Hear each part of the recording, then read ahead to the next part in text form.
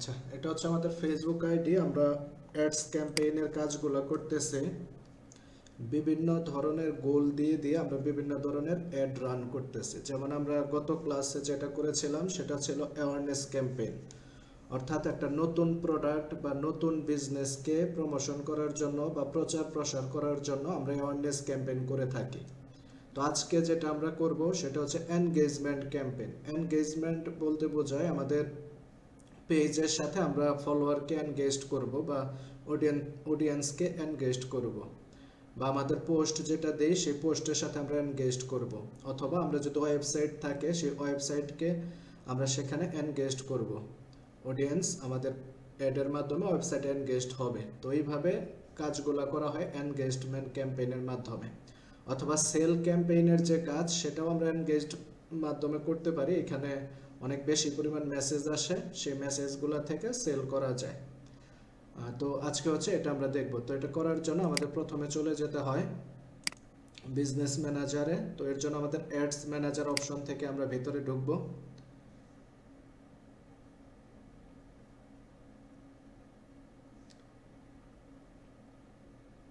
আচ্ছা, অ্যাডস ম্যানেজারের ভিতরে ঢোকার পরে প্রথমে যে সার্ফেস আসবে এখান থেকেও কিন্তু কাজ করা যাবে, কিন্তু এটা হচ্ছে আমাদের অ্যাড অ্যাকাউন্টটা পার্সোনাল অ্যাড অ্যাকাউন্ট বা আইডির ডিফল্ট অ্যাড অ্যাকাউন্ট। কিন্তু আমরা বলছিলাম যে এই অ্যাড অ্যাকাউন্টে কাজ করব না, আমরা হচ্ছে বিজনেস অ্যাড অ্যাকাউন্টে কাজ করব। তো আমি ভিতরে চলে যাচ্ছি বিজনেস অ্যাড অ্যাকাউন্টের মধ্যে। আচ্ছা, এটা হচ্ছে এইভাবে সরাসরি যাওয়া যায়, আবার অল টুলস থেকে বিজনেস সেটিং এর মাধ্যমে যাওয়া যায়। এই অল টুলস থেকে আমি হচ্ছে সরাসরি ভিতরে ঢুকে গেলাম। আচ্ছা, যেটা হচ্ছে আমার সারফেস এরিয়াটা। তো এখান থেকে আমি একটা নতুন ক্যাম্পেইন রান করব। এর জন্য আমাদের কি করতে হবে? ক্রিয়েটে ক্লিক করতে হবে। আচ্ছা, ক্রিয়েটে ক্লিক করার পর এখানে আমাদের ক্যাম্পেইন অবজেক্টিভ সিলেক্ট করতে বলতেছে যে তুমি কোনটি সিলেক্ট করতে চাও। এখানে অ্যাওয়ারনেস আমরা দেখছি, আজকে এনগেজমেন্ট দেখব। এনগেজমেন্টের মাধ্যমে অনেক বেশি পরিমাণ মেসেজ আসবে, এনগেজড হবে মানুষ, এবং পাশাপাশি যদি সময় হয় ট্রাফিকটাও আমরা আলোচনা করব। তো আমি এনগেজমেন্ট দিচ্ছি। এখন এনগেজমেন্ট আমার কি কাজে আসবে এইখানে দেখেন আমার সাজেস্টে চলে আসছে যে গেট মোর মেসেজ। আমি এনগেজমেন্ট ক্যাম্পেইন যদি করি অনেক বেশি পরিমাণ মেসেজ আসবে। পারচেস থ্রু মেসেজিং, মেসেজের মাধ্যমে পারচেস হবে, অর্থাৎ মানুষ মেসেজের মাধ্যমে প্রোডাক্টটা কিনবে। ভিডিও ভিউজ, ভিডিও ভিউজ হবে। পোস্ট এনগেজমেন্ট, পোস্ট এনগেজড হবে। পেজ লাইক করবে আর ইভেন্ট রেসপন্স করবে। ইভেন্ট রেসপন্স বলতে আমরা ওয়েবসাইটের মাধ্যমে যদি করি সেটাকে ইভেন্ট বলা হয়, যেমন add to cart, page view, তারপর হচ্ছে পারচেস, এগুলো হচ্ছে ইভেন্ট বলা হয়। তো সেটা হচ্ছে ওয়েবসাইটের ক্ষেত্রে। আর পেজ লাইক, পেজ লাইক দিলেই হচ্ছে ফলোয়ার বাড়ে। তো আমরা ফলোয়ার গ্রো করার জন্য যে ক্যাম্পেইনগুলো করি সেগুলো হচ্ছে এনগেজমেন্ট ক্যাম্পেইন থেকে করে থাকি, পেজে ফলোয়ার আনার জন্য। এবং এটা good for Messenger, Instagram and WhatsApp. আমরা এখানে মেসেঞ্জারের মাধ্যমে মেসেজ নিতে পারবো, হোয়াটসঅ্যাপের মাধ্যমে নিতে পারবো, এবং ইনস্টাগ্রামও আমরা কানেক্ট করাইতে পারবো। ভিডিও ভিউজের জন্য এটা গুড, পোস্ট এনগেজমেন্টের জন্য গুড, কনভার্সনের জন্য গুড, এবং কলও নিতে পারবো। আমি এনগেজমেন্টের মাধ্যমে কল বাটন অ্যাড করে দিলে আমি কল নিতে পারবো সরাসরি। তো এই বিষয়গুলোর জন্য হচ্ছে এই এনগেজমেন্ট ক্যাম্পেইনটা কাজ করবে। তো আমি কন্টিনিউ করে দিচ্ছি। ভিতরের কাজ সবই সেম, জাস্ট গোলটা আমার হচ্ছে আলাদা আলাদা। আচ্ছা, তারপরে এখানে বলছে ম্যানুয়ালি করব আমি নাকি আমি হচ্ছে অ্যাডভান্টেজ বা এআই এর মাধ্যমে যেটা সেটা করব। টেইলর্ড মেসেজ ক্যাম্পেইন, যেটা আমার হচ্ছে ম্যানুয়াল আমি সেট করব না। ফেসবুক তার অপশনগুলো নিজের মতো সেট করবে, আমরা এটা করব না, আমরা হচ্ছে ম্যানুয়ালি সবগুলা করব। তো ম্যানুয়ালি এটা সিলেক্ট করে কন্টিনিউ করে দিলাম।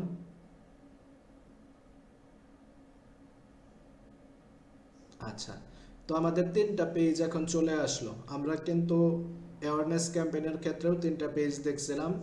পরবর্তী সেলস ক্যাম্পেইন বা ট্রাফিক বা বাকি যেগুলো দেখবে অ্যাপ প্রমোশন, সেগুলোর ক্ষেত্রেও এই তিনটা পেজে কিন্তু থাকবে।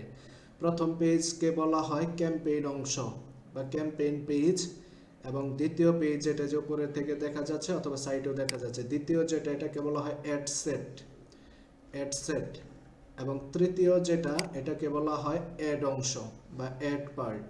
তৃতীয় হচ্ছে অ্যাড পার্ট। আমরা প্রথম অংশে ক্যাম্পেইনের নাম সেট করি বা গোল সেট করি। দ্বিতীয় অংশে আমরা কাদেরকে দেখাবো সেই অডিয়েন্স বা ডিটেল টার্গেটিংগুলো করি, এবং তৃতীয় অংশে অ্যাড অংশে আমরা কি দেখাবো সেই ক্রিয়েটিভটা অ্যাড করি। তো আমি প্রথম পেজে চলে যাচ্ছি। প্রথম পেজে প্রথমে আমাদের ক্যাম্পেইনের নাম দিতে হবে, মানে সব কাজ হচ্ছে সেম, কিছু কিছু পার্থক্য রয়েছে, তাছাড়া ম্যাক্সিমাম কাজ কিন্তু আমাদের সেম। তো ক্যাম্পেইন নেম এখানে আমি এনগেজমেন্ট ক্যাম্পেইন দিলাম। তারপর আজকের ডেট দিতে পারি এখানে, এবং পেজের নামটা দিতে পারি, আজকের ডেট দিতে পারি যে কত তারিখ থেকে শুরু হচ্ছে। আজকে হচ্ছে 25/2/25, তো ডেটটা দিলাম। পাশাপাশি এখানে আমি হচ্ছে পেজের নাম দিতে পারি। ধরেন এখানে আমার একটা পেজ আছে, আচ্ছা এখানে দেখাচ্ছে না, পরবর্তী পৃষ্ঠায় দেখাবে পেজটা, যে এখানে পরের পৃষ্ঠায় যদি যাই, এই যে এখানে স্টাইল স্পেয়ার, যেটা আমরা পেজ ক্রিয়েশনের সময় দেখছিলাম। তো স্টাইল স্পেয়ার, এটি আমরা সাপোজ নামটা দিয়ে দিই।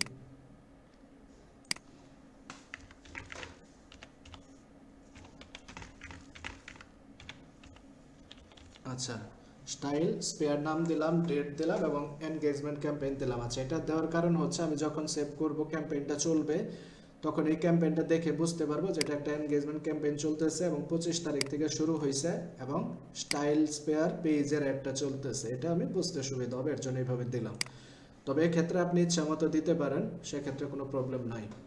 তারপরে স্পেশাল অ্যাড ক্যাটাগরি, এখানে আমরা বলছিলাম যদি আমাদের কোনো ধরনের ফিনান্সিয়াল, এমপ্লয়মেন্ট, হাউজিং অথবা সোশ্যাল ইস্যু রিলেটেড কোনো অ্যাড ক্যাম্পেইন করতে হয়, তখন এই স্পেশাল ক্যাটাগরিগুলো আমাদের দিতে হয়। কিন্তু আমরা যদি ওই ধরনের কোনো অ্যাড না রান করি, সেক্ষেত্রে এগুলো আমাদের সিলেক্ট করার প্রয়োজন হয় না।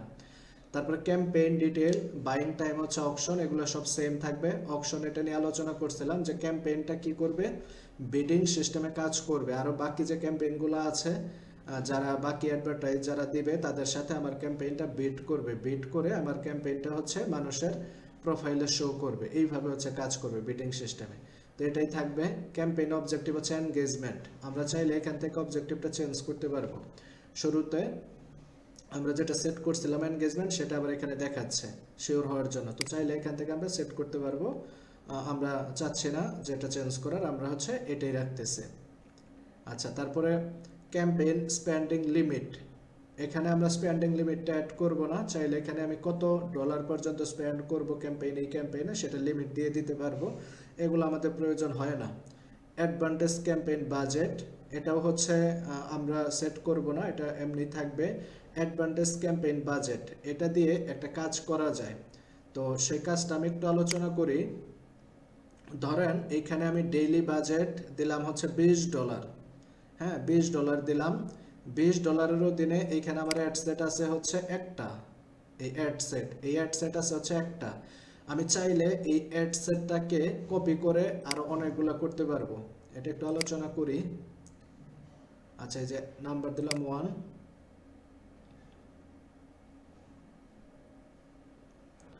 আচ্ছা, তাহলে এখন আমার এইখানে অ্যাড সেট হয়েছে 2টা, মানে দ্বিতীয় যে পেজ ছিল সেই তৃতীয় পেজ কয়টা হয়ে গেছে, 2টা হয়ে গেছে। যেমন এই যে new engagement ad set copy, 2টা হয়ে গেছে, এবং তাদের অধীনে আবার অ্যাড অংশ হয়ে গেছে 2টা। কিন্তু আমার উপরে ক্যাম্পেইন অংশ আছে কয়টা, একটা।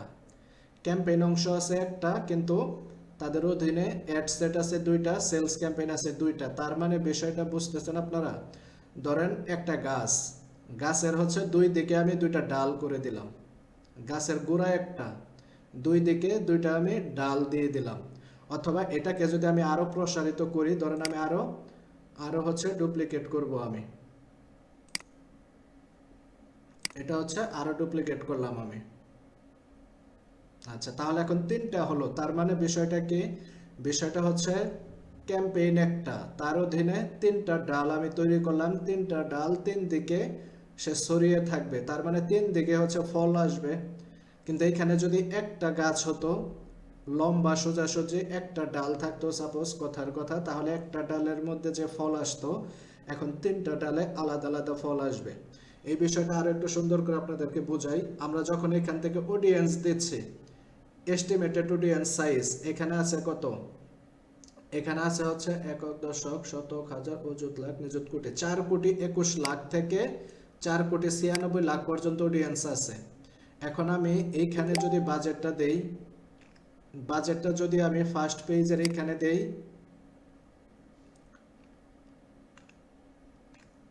আচ্ছা এইখানে দিলাম হচ্ছে $20। আচ্ছা সাপোজ আমি $20 না $30 দিলাম, $30। তাহলে এই $30 তখন কি হইতো, আমার যদি এখানে একটা পার্ট থাকতো, তিনটা আলাদা আলাদা পার্ট না করে আমি যদি একটা পার্ট করতাম $30, তাহলে ওই একটা অ্যাড সেটের অধীনেই কিন্তু $30টা খরচ হইতো। কিন্তু এখন আমি $30 তিনটা আলাদা আলাদা অ্যাড সেট যেহেতু দিয়েছি, তাহলে এখন $30 কি হবে, $10 করে তিনটা আলাদা আলাদা জায়গায় খরচ হবে। $10 করে তিনটা আলাদা আলাদা জায়গায় খরচ হবে। বিষয়টা এখন তিনটা আলাদা জায়গায় খরচ হলে কি সুবিধা, আর একটা জায়গায় যদি আমার $30 খরচ হইতো সেক্ষেত্রে কি অসুবিধা ছিল, এই বিষয়টা আমি একটা আলোচনা করি, তাহলে আপনারা বুঝতে পারবেন। আচ্ছা ধরেন এটা হচ্ছে একটা এরিয়া যেটার মধ্যে সব ধরনের অডিয়েন্স আছে, সব ধরনের অডিয়েন্স আছে এখানে। আচ্ছা ধরেন এইখানে কিছু অডিয়েন্স আছে, অডিয়েন্স বলতে যারা আমার কেনাকাটা করবে, এইখানে কিছু অডিয়েন্স আছে, এইখানে কিছু অডিয়েন্স আছে, এইখানে কিছু অডিয়েন্স আছে। এখন ফেসবুকের যখন একটা অ্যাড সেট থাকবে তখন আমার এখানে যে দেখলাম যে 4 কোটি অডিয়েন্সের মধ্যে সে কিন্তু 4 কোটি মানুষকে দেখাইতে পারবে না। ধরেন এইখানে যে অডিয়েন্স আছে সেখানে সে প্লেস করলো। এখন এই অডিয়েন্সগুলো হচ্ছে কোল কাস্টমার বা কোল অডিয়েন্স, তারা অনলাইন থেকে খুব বেশি কেনাকাটা করে না। তাদেরকে দেখা যাচ্ছে আমি অ্যাড দেখাচ্ছি কিন্তু রেজাল্টটা খুব বেশি আসতেছে না। আবার এইখানে যারা আছে তারা ধরেন এদের থেকে আরেকটু ওয়ার্ম কাস্টমার, এইখানে যারা আছে তারা ধরেন যে আরো বেশি ওয়ার্ম, এইখানে যারা আছে তারা হচ্ছে হট কাস্টমার, হট অডিয়েন্স বলতে এরা হচ্ছে অনেক বেশি কেনাকাটা করে, এরা তার থেকে একটু কম কেনাকাটা করে, এরা তার থেকে আরো কম কেনাকাটা করে, এরা আরো কম কেনাকাটা করে, এরকম কিন্তু অডিয়েন্সগুলো ভাগ করা থাকে। এখন আমি যখন একটা অ্যাড সেট দিয়ে কাজগুলো করব তখন ধরেন অ্যাড সেটটা এইখানে প্লেস করছে, এইখানের অডিয়েন্সগুলোকে দেখাচ্ছে, তো এইখানে দেখাচ্ছে, এইখান থেকে ভিউ হচ্ছে, কিন্তু আমার রেজাল্টটা কি হবে, তুলনামূলক কম আসবে, কারণ এরা হচ্ছে কোল কাস্টমার, এরা হচ্ছে কোল কাস্টমার। কিন্তু আমি যখন তিনটা ভাগ করে দিব তখন কিন্তু এক জায়গায় দেখাবে না, একটা অ্যাডসেট যদি এইখানে প্লেস করে আরেকটা অ্যাডসেট কিন্তু এইখানে প্লেস করবে, আরেকটা অ্যাডসেট কিন্তু এইখানে প্লেস করবে, অথবা এইখানে প্লেস করলে এইখানে আরেকটা প্লেস করবে, অর্থাৎ তিনটা আলাদা আলাদা জায়গায় প্লেস করবে। তিনটা আলাদা আলাদা জায়গায় যদি প্লেস করে তাহলে আমার কিন্তু ওয়ার্ম কাস্টমার বা হট কাস্টমার যারা আছে, হট অডিয়েন্স যারা আছে তাদেরকে কিন্তু আমি পাবো। হয়তো একটা আমার রেজাল্ট ভালো করবে না, অ্যাডসেট তিনটার মধ্যে হয়তো একটা রেজাল্ট খারাপ করবে, আরেকটা কিন্তু ভালো করবে, বা আরেকটা কিন্তু ভালো করবে, তিনটার মধ্যে কোনোটা না কোনোটা কিন্তু হট অডিয়েন্সের মধ্যে প্লেস হবে, তখন সেখান থেকে আমার কিন্তু রেজাল্টটা ভালো আসবে। তো এর জন্য আমরা হচ্ছে আলাদা আলাদা ভাবে তিনটা ভাগ করে দিতে পারি। আচ্ছা এইখানে বাজেট দিলে আরেকটা সুবিধা আছে, সুবিধাটা হচ্ছে আমি ফেসবুককে এই সুযোগটা করে দিতে পারি যে তুমি যে আলাদা আলাদা ভাবে তিনটা জায়গায় প্লেস করছো, এখন যে জায়গায় তোমার রেজাল্ট কম আসতেছে সেই জায়গায় তুমি বাজেট দেওয়া বন্ধ করে যে জায়গায় রেজাল্ট বেশি আসতেছে সেই জায়গায় তুমি বাজেটটা দাও। তখন কি করবে, ধরেন তিনটা জায়গায় প্লেস হয়েছে, এখন রেজাল্ট আসতেছে এই জায়গা থেকে, আর এই দুইটা থেকে ধরেন রেজাল্ট আসতেছে না, তখন ফেসবুক সিদ্ধান্ত নেবে তার বাজেটটা এই জায়গায় এবং এই জায়গায় স্পেন্ড না করে এই জায়গা থেকে স্পেন্ড করা শুরু করবে।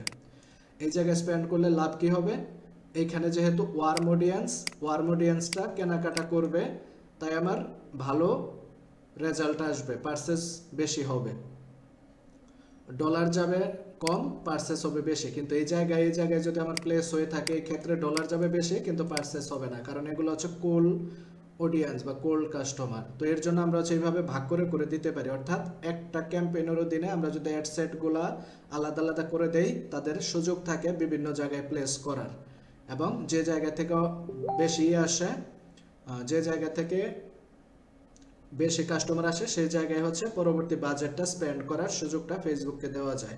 তো এইভাবে হচ্ছে আমরা এখানে ডলারটা দিতে পারি প্রথম পেজেই। আর যদি আমরা চাই যে আমরা প্রথম পেজে দিব না পরবর্তী পেজে দিব, তখন পরবর্তী পেজেও দিতে পারবো। আচ্ছা এখানে ধরেন তিনটা ভাগ করছি, আমি যদি এইখানে না দিয়ে ধরেন এটা অফ করে দিলাম, এইখানে না দিয়ে আমি ডলারটা অ্যাড সেটের মধ্যে দিই, আমি অ্যাড সেটের ভিতরে চলে যাচ্ছি, এটা হচ্ছে অ্যাড সেট, এইখানেও কিন্তু ডলার দেওয়ার সিস্টেম আছে, বাজেট, এই যে এইখানে যদি বাজেট দেই, আমি যদি ধরেন $10 করে দিলাম, $10 করে এইখানে দিলাম, পরবর্তীগুলা তিনটাতে $10 করে $30 দিলাম, তো এইখানে দিলাম আমি প্রথম পেজে $30 না দিয়ে $10 করে আমি আলাদা আলাদা ভাগ করে দিলাম, তাহলে সেই ক্ষেত্রে আসলে কাজটা কিভাবে করবে, তো সেক্ষেত্রে কাজটা যেভাবে করবে আমি আবার একটু এঁকে দেখাই। সেক্ষেত্রে কাজ করবে ধরেন সেম, যে আলাদা আলাদা অডিয়েন্স আছে, ধরেন এই তিনটা পার্ট, এখানে হচ্ছে হট অডিয়েন্স,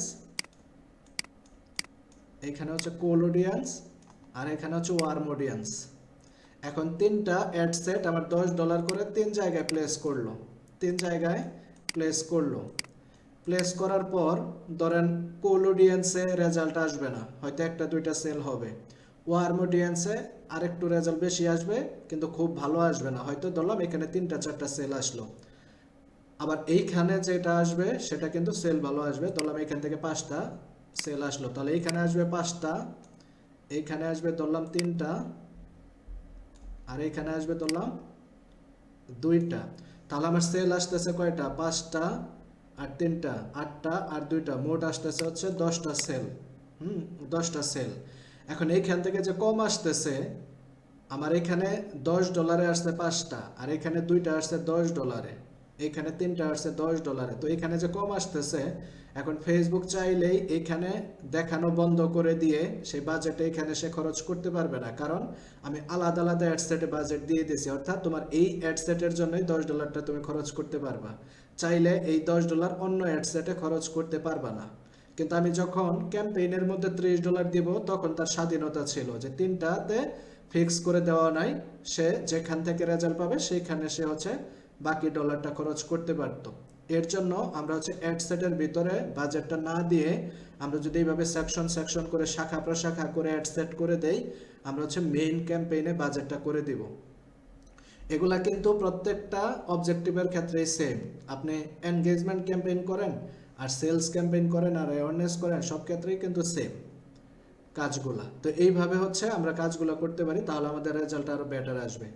আর আমরা যদি শুধুমাত্র একটা অ্যাড সেট দিয়ে কাজ করি, সেক্ষেত্রে কিন্তু আমাদের এক জায়গায় প্লেস করবে। সেটা ওয়ার্মের মধ্যেও করতে পারে বা কোলের মধ্যেও করতে পারে, তবে হটের মধ্যে, হট অডিয়েন্সের মধ্যে করার পসিবিলিটিটা কিন্তু কম থাকবে। ওয়ার্মের মধ্যেই ম্যাক্সিমাম করে ফেলে, তো ওয়ার্মে যদি করে আমাদের ডলার যাবে, রেজাল্ট কিন্তু কম আসবে তুলনামূলকভাবে। তো এইভাবে হচ্ছে আমরা কাজগুলো করতে পারি। আচ্ছা, এই বিষয়টা এটা হচ্ছে নতুন একটা বিষয়, আমি এটা নতুন শিখেছি একটা জায়গা থেকে, আমাদেরকেও এটা শেখানো হয় নাই। তো আমি আপনাদেরকে বোঝানোর চেষ্টা করলাম, তো বিষয়টা আপনারা বুঝতে পারছেন কিনা যে অ্যাডসেট গুলো আলাদা আলাদা ভাবে করলে কি সুবিধা হয়? জি ক্লিয়ার। আচ্ছা, তানজিলা আপু কি বুঝছেন?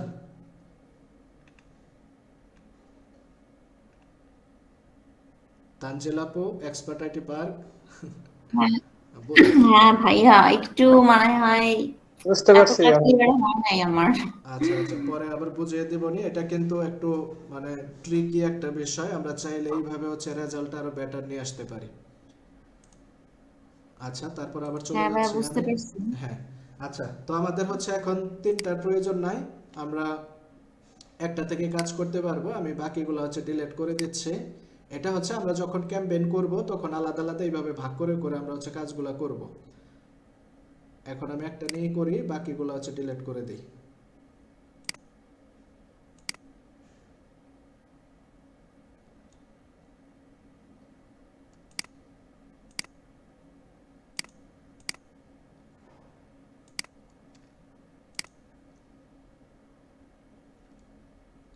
আচ্ছা আচ্ছা, আমার কি সেলসের এটা কি ডিলিট হয়ে গেল নাকি ডিলিট করে দিচ্ছে? আচ্ছা, তো আমাদের হচ্ছে ক্যাম্পেইন পার্টে আমরা এইভাবে অ্যাডভান্টেজ ক্যাম্পেইন বাজেট দিয়ে ওই কাজগুলো করতে পারি। তারপরে এবি টেস্ট দিয়ে যেটা করে সেটা হচ্ছে, যেমন যে দুইটা অ্যাড সেট, তিনটা অ্যাড সেট অথবা দুইটা আলাদা ক্যাম্পেইন আমি রান করলাম। রান করার পর আমি এখান থেকে দেখবো যে কোন ক্যাম্পেইনটা আমার ভালো রেজাল্ট করতেছে, সেটা ম্যানুয়ালি করব আমি। অ্যাডভান্টেজ ক্যাম্পেইন বাজেট যখন করতেছি তখন সেটা হচ্ছে ফেসবুক দেখতেছে কোনটা ভালো করতেছে, সেটাতে সে বাজেট দিচ্ছে, বাকিটা সে বাজেট দিচ্ছে না। আর এবি টেস্টের মাধ্যমে যখন করব সেটা ফেসবুক দেখবে না, সেটা হচ্ছে আমি দেখব যে কোন ক্যাম্পেইনটা ভালো রেজাল্ট আসতেছে, কোনটা ভালো রেজাল্ট আসতেছে না। বেশ কিছু ইন্ডিকেটর বা কি এর মাধ্যমে যে আমার রেজাল্টটা মেসেজ কতগুলো আসতেছে, তারপর কত সেন্ট কাটতেছে, এই বিষয়গুলো বিভিন্ন ধরনের কি ইন্ডিকেটর আছে যেগুলোর মাধ্যমে আমি বুঝবো যে আমার কোনটা ভালো করতেছে কোনটা ভালো করতেছে না। তো এই বিষয়গুলো বুঝে তারপর আমি যেটা ভালো করবে সেটা রাখবো, আর যেটা ভালো করবে না সেটা হচ্ছে অফ করে দেব। এইভাবে আমরা যেটা উইনিং বা ভালো রেজাল্ট আসতেছে সেটাকে লম্বা টাইম পর্যন্ত কন্টিনিউ করব। এই কাজগুলো হচ্ছে বি টেস্টের মাধ্যমে করা হয়।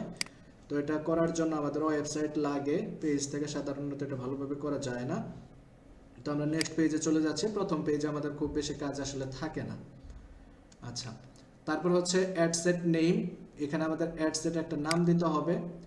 আমরা ফার্স্ট পেজে যেরকম নাম দিয়েছিলাম সেইভাবে এখানেও দিতে পারি, পেজের নাম, ডেট দিতে পারি, অথবা এনগেজমেন্ট অ্যাডসেট দিয়ে আমি 1 দিলাম। ধরেন একাধিক অ্যাডসেট নিয়ে যদি কাজ করি, এটা দিলাম 1, তারপর একটা দিব 2, তারপর একটা 3, এইভাবে হচ্ছে অ্যাডসেট নামগুলো দিব। তারপর হচ্ছে কনভার্সন।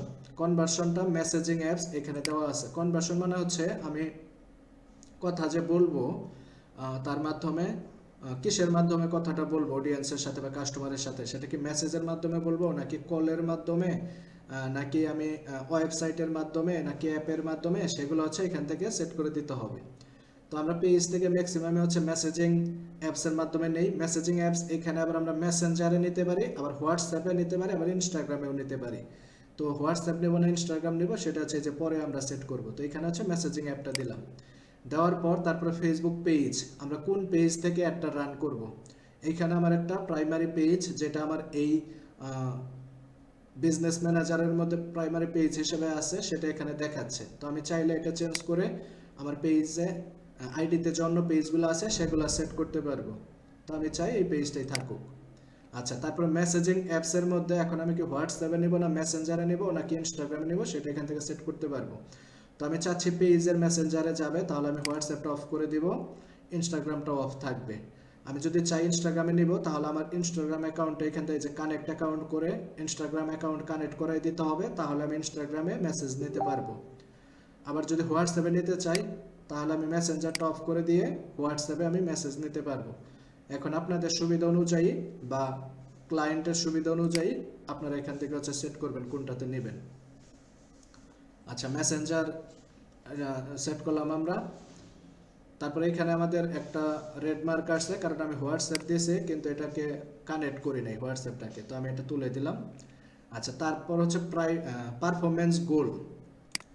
পারফরমেন্স গোল হচ্ছে এখানে আমাদের এনগেজমেন্ট গোল, আদার্স গোল, দুইটা গোল আছে। একটা হচ্ছে maximise number of conversation. Conversation মানে হচ্ছে কথোপকথন, অর্থাৎ কাস্টমার আমাদেরকে মেসেজ করবে, আমরা তাদের সাথে মেসেজ করব, আমাদের একটা কনভারসেশন হবে। আমি যদি এটা সেট করে দেই, তাহলে এই কনভারসেশনটা সর্বোচ্চ পরিমাণ করার চেষ্টা করবে ফেসবুক। কনভারসেশন করার চেষ্টা করবে মানে সে মেসেজ দেওয়ার চেষ্টা করবে বেশি করে। আর যদি আমি এটা দেই, তাহলে maximise number of link click.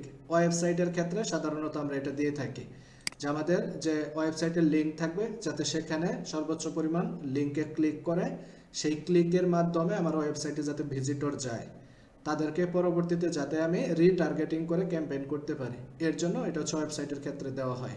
কিন্তু আমরা পেজ থেকে ম্যাক্সিমাইজ নাম্বার অফ কনভারসেশন এটাই দেব, যাতে আমাদের মেসেজ বেশি আসে। আচ্ছা, তারপর হচ্ছে বিট কন্ট্রোল। বিট কন্ট্রোল এটা গতদিন কথা বলেছিলাম, যে আমরা চাইলে আমরা যে বিডিং এর মাধ্যমে একটা শো করব, এখন আমি একটা বিডিং এর জন্য সর্বোচ্চ কত সেন্ট আমি দিতে চাচ্ছি সেটা এখান থেকে আমি দিতে পারবো। ধরেন আমি সাপোজ একটা অ্যাড শো করার জন্য আমি 1 সেন্ট খরচ করতে চাচ্ছি, যে তুমি 1 সেন্টে বিট করে একটা অ্যাড তুমি খরচ করো, একটা অ্যাড তুমি শো করো। এখন আরেকজন সে দিল 2 সেন্ট, এখানে আপনি ঠিক করে দিতে পারবেন, সেট করে দিতে পারবেন। আর যদি সেট না করেন, ফেসবুক সে হচ্ছে ম্যানুয়ালি তার নিজের মতো করে করবে, ফেসবুক অটোমেটিক্যালি করবে, আমরা ম্যানুয়ালি যদি সেট না করে দিই। আচ্ছা, এখন প্রশ্ন হচ্ছে যে এইখানে ধরেন আমি দিলাম 1 সেন্ট, আরেকজন দিল 2 সেন্ট, তার যে প্রোডাক্ট আমার প্রোডাক্ট সেম প্রোডাক্ট, তাহলে তো আমারটা শো করবে না, তারটাই তো সবার জায়গায় দেখাবে, কারণ সে বিডে জয়ী হবে, তার 2 সেন্ট আছে। তাহলে বিষয়টা কি এরকম যে যার টাকা বেশি আছে তারটাই শুধু দেখাবে? বিষয়টা এরকম না। ধরেন আপনি এখানে 1 সেন্ট দিলেন এবং সে দিল 2 সেন্ট, কিন্তু এটা টোটাল মার্ক হিসেবে যদি আমরা চিন্তা করি, টোটাল মার্কটা এই শুধু সেন্টের উপরে বা ডলারের উপরে, বিডের টাকার উপরে নির্ভর করে না, এটা আরো বেশ কিছু বিষয়ের উপর নির্ভর করে। তার মধ্যে অন্যতম একটা বিষয় হচ্ছে কন্টেন্ট। কন্টেন্টের উপরে একটা মার্ক থাকে বা একটা নাম্বার থাকে। এই বিডে যে আপনি টাকাটা দিচ্ছেন তার সাথে কন্টেন্টের একটা মার্ক থাকে, এবং আপনার অ্যাডে মানুষ কি পরিমাণে এনগেজড হচ্ছে, ফার্স্টেই ধরেন আপনার এনগেজ যদি কন্টেন্ট ভালো হয় সেক্ষেত্রে এনগেজড বেশি হয়, মূলত সেই বিষয়টাও এখানে কাজ করে। যে মানুষ কেমন এনগেজড হচ্ছে, আপনাকে কেমন লাইক করতেছে বা কেমন কমেন্ট করতেছে বা কেমন লিঙ্ক ক্লিক করতেছে, এই বিষয়গুলোর উপর একটা মার্কিং থাকে এবং আপনার কন্টেন্টের কোয়ালিটির উপর একটা মার্কিং থাকে। তো সব মার্কিংগুলো এভারেজ করে টোটাল একটা মার্ক হিসাব করে তারপর হচ্ছে সেটা শো হয়। এখন আপনার কন্টেন্ট যদি খারাপ হয় সেক্ষেত্রে আপনার এখানে বিডিং প্রাইসটা বেশি চলে যাবে, কারণ আপনার কন্টেন্টে মার্ক কম পাচ্ছেন বা ভ্যালু কম পাচ্ছেন, তাহলে আপনার টাকাটা খরচ বেশি হবে শো করার জন্য, বিডে জয়ী হওয়ার জন্য। আর আপনার কন্টেন্টটা যদি ভালো হয়, ভিডিওটা যদি ভালো হয় কোয়ালিটি, বা ইমেজটা যদি ভালো হয় কোয়ালিটি, তাহলে সেক্ষেত্রে আপনার বিডিংয়ে জয়ী হওয়ার জন্য অল্প টাকা খরচ করলে হয়ে যাচ্ছে। তো এর জন্য কন্টেন্টটা খুব বেশি জরুরি, কিন্তু আমরা কন্টেন্টটা তেমন গুরুত্ব দেই না। কোনো রকম একটা ইমেজ বা ভিডিও দিয়ে আমরা সবসময় অ্যাড রান করার চেষ্টা করি। আচ্ছা, তো এটা হচ্ছে বিডিং কন্ট্রোল, যে আপনি চাইলে এখান থেকে সেট করে দিতে পারবেন। আচ্ছা, তারপর হচ্ছে ডেলিভারি টাইপ, এটা হচ্ছে আমাদের স্ট্যান্ডার্ডই থাকবে। আচ্ছা, তারপরে হচ্ছে বাজেট এন্ড শিডিউল, আমরা এখান থেকে বাজেটটা দিয়ে দিতে পারবো। যদি আমরা একটা অ্যাড সেট থেকে কাজ করি সেক্ষেত্রে ডেইলি বাজেট দিতে পারবো, আবার লাইফ টাইম বাজেট দিতে পারবো। লাইফ টাইম বাজেট বলতে বোঝায় আমি স্টার্ট ডেট এবং ইন ডেট এই টোটাল সময়টাতে যত ডলার খরচ করতে চাই সেটাকে লাইফ টাইম বাজেট বলে। আর ডেইলি বাজেট হচ্ছে প্রতিদিন আমি কত খরচ করতে চাই। তো লাইফ টাইম বাজেট দিলে আমরা হচ্ছে এখানে শিডিউল করে দিতে পারি। শিডিউলটা আমি আগের দিন দেখাইছিলাম। শিডিউল হচ্ছে যে আমরা কোন কোন সময় অ্যাডটা দেখাবো, দিনের বেলায় দেখাবো, রাতের বেলা অফ করে ফেলবো, বা সপ্তাহের একদিন অ্যাড অফ থাকবে, এরকম যদি আমি করতে চাই তাহলে একটা শিডিউল করে দিতে পারবো। আমি হচ্ছে বেসিক আলোচনাগুলো করি, এগুলাতে আর যাচ্ছি না আমি। আচ্ছা, তো শিডিউল আমি করে দিতে পারবো। তারপরে অ্যাড শিডিউলিং, এখানে বাজেট শিডিউলিং এবং অ্যাড শিডিউলিং দুই ধরনের শিডিউল করা যায়। বাজেট শিডিউলিং হচ্ছে ধরেন সকালে 8টা থেকে নিয়ে 10টা পর্যন্ত মানুষ অফিসে যাওয়ার আগে বেশি ফোন ইউজ করে, আবার সন্ধ্যার পরে 4টা 5টা থেকে নিয়ে রাত্রি 11টা পর্যন্ত ঘুমানোর আগে মানুষ বেশি ফোন ইউজ করে। তো আমি চাচ্ছি এই সময়টাতে আমি বাজেট বাড়াই দিব, আর বাকি সময়টাতে বাজেট দেব কমায়া। তো সেটা হচ্ছে আমি শিডিউল থেকে করে দিতে পারবো, কিন্তু এই জিনিসগুলো আমরা সাধারণত তেমন অ্যাপ্লাই করি না। আমরা ফেসবুকের উপর ছেড়ে দেই এবং এভারেজ বাজেটটা এখান থেকে দিয়ে দেই যে তুমি এইভাবে খরচ করতে থাকো। এগুলো হচ্ছে অনেক বেশি অ্যাডভান্স, এগুলো আসলে আমাদের পেজ থেকে খুব বেশি এইভাবে করা হয় না, বা এটা তেমন কেউ করে না। তারপর অডিয়েন্স কন্ট্রোল, এইখান থেকে আমরা চাইলে আমাদের কোনো সেভ অডিয়েন্স যদি থাকে, যে আগে আমি একটা পেজের জন্য বা একটা অ্যাডের জন্য অডিয়েন্স ক্রিয়েট করছিলাম, সেই অডিয়েন্সটা ভালো রেজাল্ট নিয়ে আসছে, আমার সেল অনেক ভালো হয়েছে, তো আমি চাচ্ছি আবারও সেই অডিয়েন্সটাকে টার্গেট করে, আমি নতুন করে আর অডিয়েন্স সেট আপ করবো না, সেই অডিয়েন্সকে টার্গেট করে আমি অ্যাড চালাবো। তো সেটা যদি, যেমন যেখানে আমার হচ্ছে সেভ করা আছে সেটা যদি দেই, তাহলে এটা আমি সিলেক্ট করে দিলেই আমার কিন্তু সেই সেভ অডিয়েন্সটা এখানে চলে আসবে। এই যে সেভ অডিয়েন্স, লোকেশন চলে আসছে, তারপর ডেমোগ্রাফি, এইজ, জেন্ডার, এগুলো সব হচ্ছে চলে আসছে। এইভাবে আমি হচ্ছে অডিয়েন্স কন্ট্রোল থেকে সেভ অডিয়েন্স নিয়ে কাজ করতে পারবো। তবে আমি যদি সেভ অডিয়েন্স নিয়ে কাজ না করি তাহলে এখানে হচ্ছে সেটা দিব না, আমরা ম্যানুয়ালি অডিয়েন্সগুলা এখান থেকে হচ্ছে সেট করে দিব ম্যানুয়ালি। আচ্ছা, advantage plus audience, advantage plus audience থেকে হচ্ছে আমরা কাস্টম অডিয়েন্স এবং লোকাল লাইক অডিয়েন্স ক্রিয়েট করতে পারি। এগুলো হচ্ছে আমরা সেলস ক্যাম্পেইনের ক্ষেত্রে দেখব। কাস্টম অডিয়েন্স হচ্ছে ধরেন আপনার হচ্ছে অলরেডি পেজে যারা ভিউ করছে, তাদেরকে আপনি হচ্ছে অডিয়েন্স ক্রিয়েট করে সেই অডিয়েন্সকে আপনি আবার রিটার্গেটিং করে দেখাইতে চাচ্ছেন, সেক্ষেত্রে আমরা হচ্ছে কাস্টম অডিয়েন্স সিলেক্ট করি। আমাদের প্রথমে হচ্ছে যারা পেজ ভিউ করছে তাদেরকে আগে একটা অডিয়েন্স বানায় নিতে হয়, কাস্টম করে একটা অডিয়েন্স বানায় নিতে হয়, যে আমাদের পেজে কারা ভিউ করছে অথবা আমাদের পেজে কারা মেসেজ করছে।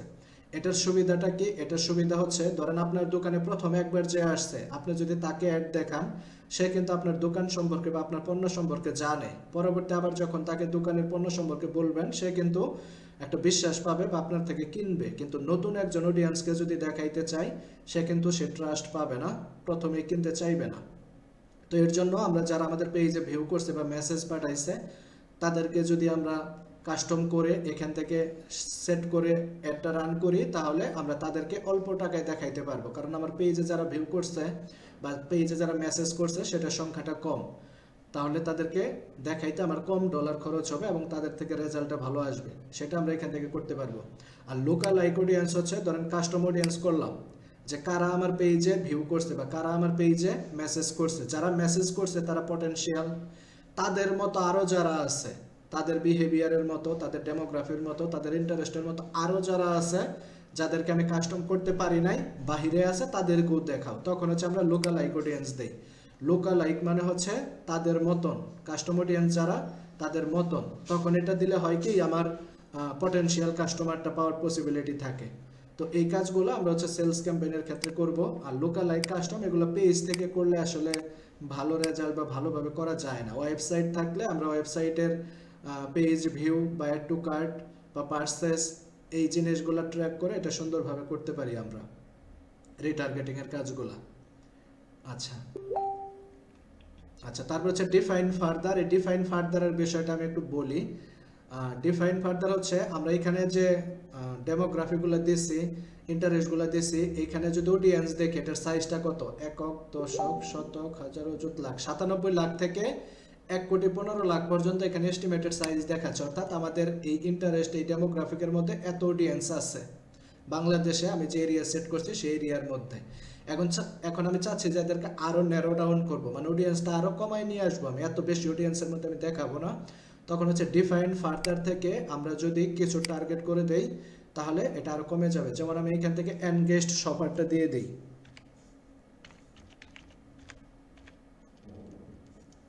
আচ্ছা, এনগেজড শপার মানে হচ্ছে যারা ধরেন লাস্ট এক সপ্তাহ অ্যাড টু কার্ট বা কেনাকাটা করছে এরকম। তো দেখেন 97 লাখ থেকে এখন কত আসছে, একক, দশক, শতক, হাজার, অযুত, লাখ, 29 লাখ চলে আসছে। তাহলে কত অডিয়েন্স কমে আসছে, আরো ন্যারো ডাউন হয়ে আসছে। তো এখন আমি ন্যারো ডাউন যেহেতু হয়েছে, আমার বড় একটা অডিয়েন্সের মধ্যে অ্যাড প্লেস করা কিন্তু কঠিন, ছোট একটা অডিয়েন্সের মধ্যে অ্যাড প্লেস করা কিন্তু সহজ। কারণ বড় অডিয়েন্সের মধ্যে অ্যাড প্লেস করতে গেলে আমি তো সবাইকে দেখাইতে পারবো না, আমার ডলার কম, বাজেট কম। সেখানে বেশি মানুষের মধ্যে অল্প মানুষ দেখবে, এবং সেই অল্প মানুষ হচ্ছে কুল কাস্টমার বা কুল অডিয়েন্স হওয়ার পসিবিলিটি বেশি থাকবে। কিন্তু আমি যখন অল্পের মধ্যে দেখাবো তখন কিন্তু আমি ওয়ার্ম কাস্টমার বা হট অডিয়েন্সের মধ্যে আমি কিন্তু প্লেস করতে পারবো।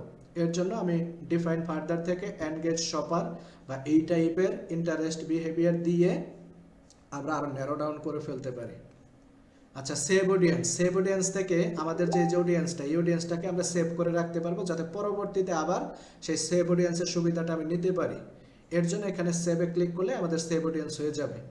তারপর হচ্ছে প্লেসমেন্টের বিষয়টা বলছিলাম যে আমরা কোথায় কোথায় আমাদের অ্যাডটা দেখাইতে চাই।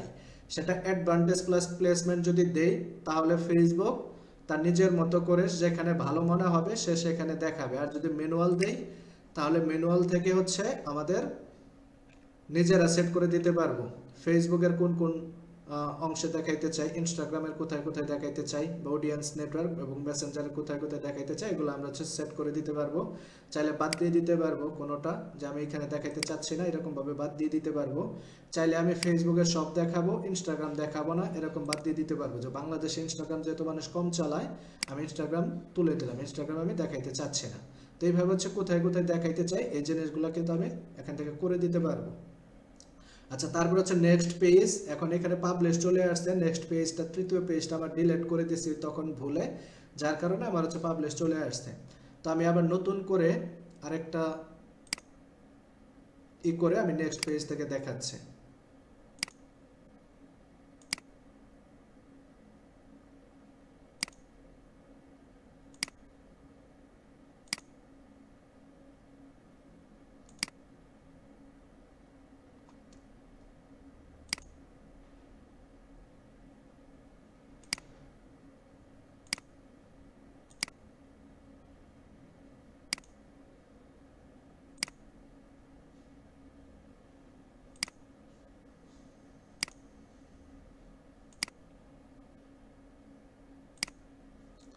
আচ্ছা, একবারে কেটে দিলে আবার ঢুকতে হইতো, এর জন্য আমি ব্যাক দিয়ে দিয়ে আসতেছে, একটু সময় লাগতেছে, একটু সময় দিবেন প্লিজ। আচ্ছা আচ্ছা, তো এই হচ্ছে এনগেজমেন্ট। আচ্ছা, এখানে দেখি আমাদের 3 নম্বর পেজটা পাই কিনা। আচ্ছা, এখানে পাওয়া যাবে না, আমি নতুন করে আরেকটা হচ্ছে এনগেজমেন্ট ক্রিয়েট করি। আচ্ছা, ক্রিয়েট থেকে এনগেজমেন্ট, কন্টিনিউ, ম্যানুয়াল থাকবে, কন্টিনিউ। আচ্ছা, তো আমি সরাসরি 3 নাম্বার পেজে চলে যাচ্ছি। এই যে এটা হচ্ছে 3 নাম্বার পেজ। এখন 3 নাম্বার পেজে আমি কি দেখাইতে চাই সেই মিডিয়াটা এখানে হচ্ছে অ্যাড করে দিতে হবে। তো তো প্রথমে অ্যাড নেম, এখানে আমি নেম দিব এনগেজমেন্ট অ্যাড। পাশাপাশি এখানে আমি যদি একাধিক দেই সেক্ষেত্রে 1 2 3 দিতে পারি, আর যদি একটা থেকে কাজ করি একটা অ্যাড সেট থেকে সেক্ষেত্রে এখানে পেজের নাম এবং ডেটটা দিয়ে দিতে পারি। পার্টনারশিপ অ্যাড লাগবে না, এটা হচ্ছে দুইটা যদি অ্যাড অ্যাকাউন্ট থেকে পার্টনারশিপ করে একটা অ্যাড দেওয়া হয় সেক্ষেত্রে এটা হচ্ছে কাজ করে দুইটা বিজনেস ম্যানেজার থেকে, তবে এটা আমাদের প্রয়োজন হয় না। আচ্ছা, আইডেন্টিটি হচ্ছে আমরা যে পেজটা সিলেক্ট করছিলাম সেটা আবার দেখাচ্ছে যেটা কি ঠিক আছে কিনা। স্টাইল স্পেয়ার, হ্যাঁ ঠিক আছে। তারপর ইনস্টাগ্রাম অ্যাকাউন্ট আমরা অ্যাড করব না। তারপর হচ্ছে অ্যাড সেটআপ, এই যে এইখান থেকে আমাদের হচ্ছে ক্রিয়েটিভ অ্যাড করতে হবে আমরা যা দেখাইতে চাই। এখন ক্রিয়েটিভটা আমরা হচ্ছে কারোসেল করে দিতে পারি। কারোসেল মানে একাধিক ইমেজ আমরা একসাথে দিব, সেটা হচ্ছে কারোসেল। আর সিঙ্গেল ইমেজ অর ভিডিও যদি দেই তাহলে আমি এই অপশনটা থেকে দিব। সিঙ্গেল ইমেজ মানে একটা ইমেজ অথবা একটা ভিডিও, আর কারোসেল মানে হচ্ছে 2 বা ততোধিক ইমেজ অর ভিডিও যদি আমি দিতে চাই, এটা হচ্ছে এখান থেকে সিলেক্ট করে দেব। আচ্ছা, তারপরে অ্যাড ক্রিয়েটিভ, এখন এখান থেকে বলছে যে সেট আপ ক্রিয়েটিভ। আমি যদি এখানে ক্লিক করি এখন এই যে ইমেজ অথবা ভিডিওটা আমাকে নিয়ে আসার জন্য বলতেছে যে ইমেজটা তুমি নিয়ে আসো। আচ্ছা, এখন টেক্সট এখানে কি দেবো, প্রাইমারি টেক্সট এখান থেকে এগুলো দিয়ে দিতে পারি, তবে আমি চাচ্ছি না এখান থেকে দেওয়ার জন্য, আমি এটা হচ্ছে পরে দেব। আমি জাস্ট মিডিয়াটা আগে নিয়ে আসি। আচ্ছা, মিডিয়া হচ্ছে আমাদের ইমেজ। হ্যাঁ, এখন আমরা এই যে এই ইমেজটা দিয়ে অনেক বেশি পরিমাণে ফলোয়ারের জন্য অ্যাড দিয়ে থাকি, তো এটা আমি একটু আলোচনা করব। ধরেন এটা হচ্ছে আমি নিয়ে আসলাম যে কার কার ইচ্ছা আছে জীবনে একবার হলেও হজ করার জন্য, তারা ডান পাশে লাইক দিন। আচ্ছা, এটা আমি আপনাদেরকে দেখাবো যেটা কেন নিয়ে আসলাম। আচ্ছা, এটা ডান করে দিই আমি। আচ্ছা, তো এইখানে দেখা যাচ্ছে সেন্ড মেসেজ, আবার আমি ডান পাশে বলছি যে লাইক দেওয়ার জন্য, তাহলে সেন্ড মেসেজটা আমাদের কেটে দিতে হবে। আমরা সেন্ড মেসেজ তখন দিব যখন আমরা মেসেজ পেতে চাই, আমাদের পণ্য নিয়ে যখন পোস্ট দিব তখন হচ্ছে সেন্ড মেসেজটা দিব। কিন্তু আমি যদি মেসেজ পেতে না চাই, আবার ফলোয়ার গ্রো করতে চাই, তখন সেন্ড মেসেজ দিলে হবে না, তখন এখানে হচ্ছে লাইক বাটন দিতে হবে। তো লাইক বাটনটা দেওয়ার জন্য এই যে কল টু অ্যাকশন, এই সিটিএ বাটন থেকে আমাদের সেট করে দিতে হবে যে আমি কি চাচ্ছি আসলে।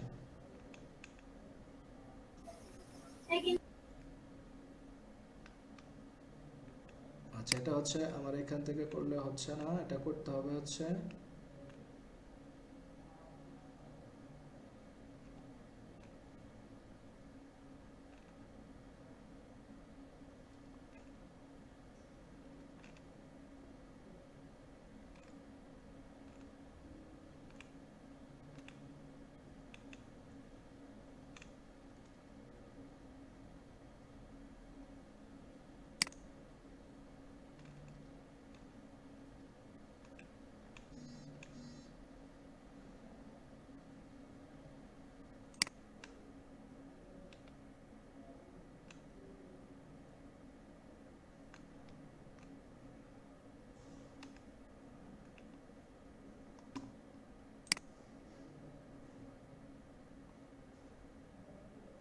আচ্ছা, এই যে কনভার্সন লোকেশন। হ্যাঁ, কনভার্সন আমরা যদি কনভার্সন লোকেশন দেই তাহলে তো আমি কনভার্সন হবে, মেসেজ আসবে, তখন তো লাইক দেওয়া যাবে না। তাহলে এখান থেকে আমাদের সেট করে দিতে হবে ফেসবুক পেজ, মানে আমার ফেসবুক পেজে হচ্ছে এনগেজড হবে। তখন আমি যেটা যদি ফেসবুক পেজ যদি দেই তখন হচ্ছে এখানে লাইক বাটনটা চলে আসবে। এখন আমি 3 নাম্বার পেজে যাই, দেখেন এখন 3 নাম্বারে আমার হচ্ছে লাইক চলে আসছে।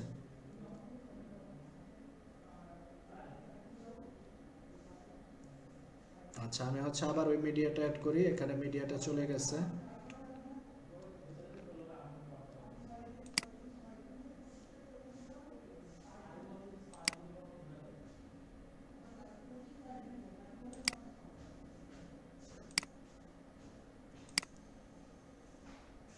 আচ্ছা, তো এখন আপনারা দেখেন আমি একটু প্রিভিউ থেকে অ্যাডভান্স প্রিভিউ থেকে দেখাই সবগুলা।